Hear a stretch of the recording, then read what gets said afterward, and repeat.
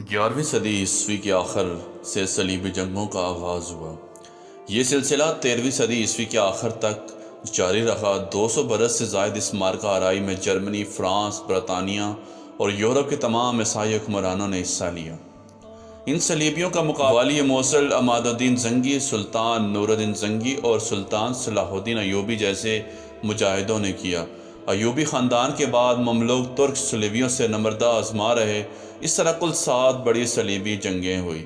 صلاح الدین کا تعلق کرد قوم سے تھا۔ وہ 19 سپٹمبر 1138 میں تکریت کے مقام پر پیدا ہوا۔ اس کا نام یوسف رکھا گیا۔ صلاح الدین ایوبی نے سلطان نور الدین زنگی کے زیر سایہ تربیت پائی۔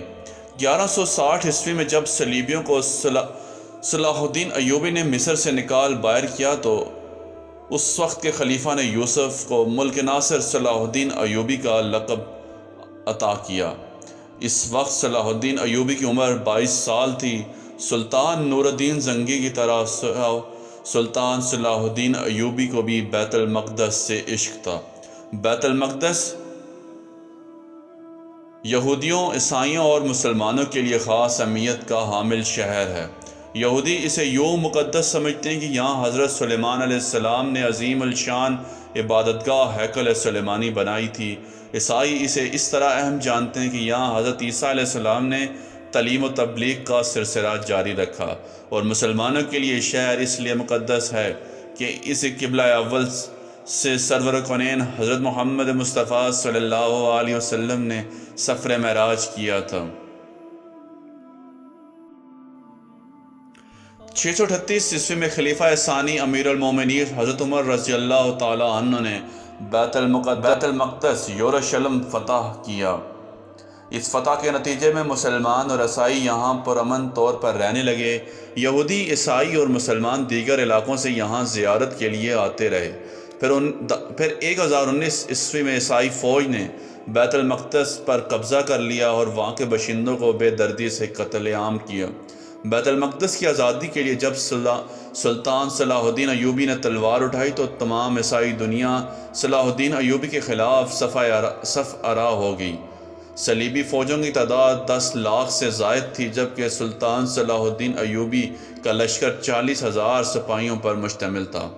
صلیبیوں کے پاس جدید ترین اسلحہ تھا اور بعمل اہل ایمان کے پاس صرف برہنہ تلواریں تھیں اور اللہ کی ذات پر غیر متزلزل یقین تھا۔ یہ وہ ہتھیار تھے جن کے بھروسے سلطان صلاح الدین ایوبی نے تیسری صلیبی جنگ میں وہ عظیم الشان فتح حاصل کی جس کی سوزش سے آج بھی عیسائی دنیا کے سینے جلتے ہیں۔ زخموں کی اس جلن کو مٹانے کے لیے عیسائی دنیا نے دوبارہ صلیبی جنگوں کا آغاز کر دیا۔ آج سے 1500 سال قبل دنیا کے نقشے پر 2 عظیم طاقتیں موجود تھیں، ایک روم اور دوسرا ایران۔ موجودہ سیاسی اصطلاح میں کہا جاتا ہے یہ دونوں ماضی کی سپر پاورز تھی۔ روم پر عیسائیوں کی حکمرانی تھی اور ایران مجوسیوں، آتش پرستوں کا مرکز تھا۔ ان کے عقیدے کے مطابق آگ ہر شے کو جلا دینے کی طاقت رکھتی تھی، اس لیے اسے خدا کا درجہ دیا گیا تھا۔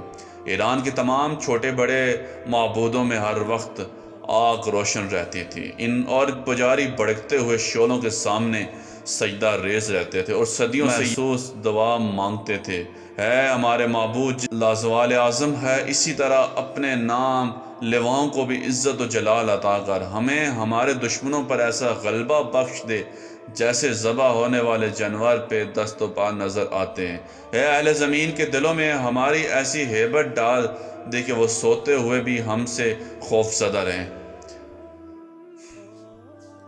آتش پرستوں کا مقدس پرچم تھا۔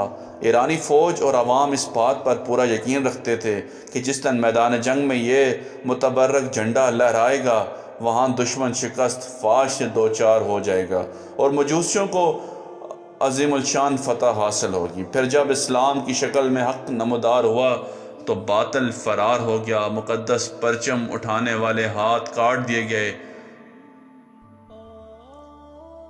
اور درفشہ کاویانی جیسے فتح و نصرت کے نشان سمجھا جاتا تھا بدبختی کی علامت بن کر اس طرح خاک میں مل گیا کہ اس کا ایک تار تک باقی نہ رہا۔ یہ 14 ہجری کا تاریخ ساز اور یادگار سال تھا جب صدیوں سے روشن آتش کدے بجھا دیے گئے ایک پجاری کہا کرتا تھا یہ شعلے کبھی سرد نہیں ہوں گے اور انہیں بجھانے والی مخلوق آج تک پیدا نہیں کی گئی، مگر جب ایمان کی تیز ہوائیں فاران کی چوٹیوں سے ایران کے میدانوں میں داخل ہوئی تو پھر سب کچھ خاص و خاش کے مانند اڑنے لگا۔ نوشیروان کی نادر قیمتی یادگاریں مٹی کے کھلونوں کی طرح حقیر اور ارزاں ٹھہری۔ جس طرح کعبے میں رکھے ہوئے بت منہ کے بل گر کے ہو اللہ احد کہتے تھے، اسی طرح ایوان کبریا کے بلند اور سنگ مینار زمین بوس ہو کر اللہ کی کبریائی بیان کر رہے تھے۔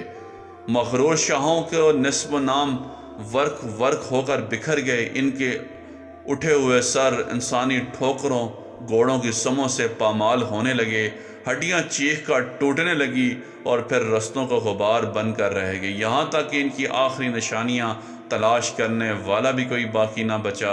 اتنے قدیم و طاقتور سلطنت کی بساط یوں الٹی کہ مرثیہ خواں تک نہ رہے۔